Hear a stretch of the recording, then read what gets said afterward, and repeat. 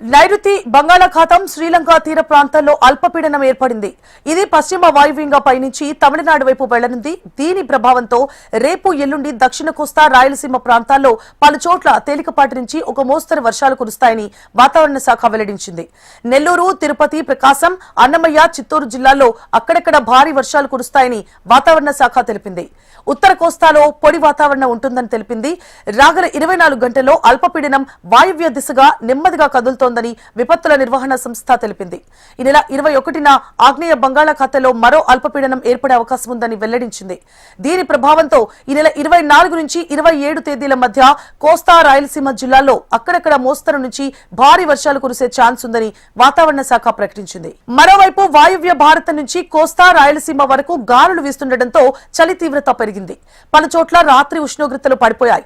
సాధారణం కంటే 3 నుంచి 6 డిగ్రీలు తక్కువగా నమోదవుతున్నాయి. అరకులోయలో 7, డొమ్రిగూడలో 7.6 డిగ్రీల ఉష్ణోగ్రతలు నమోదయ్యాయి. రానున్న 2 రోజుల్లో చలిగాలులు కొనసాగనున్నాయి. తాజాగా 2 రోజుల పాటు వర్షాలు పడతాయని వాతావరణ శాఖ ప్రకటనతో ప్రజలు ఆందోళన చెందుతున్నారు.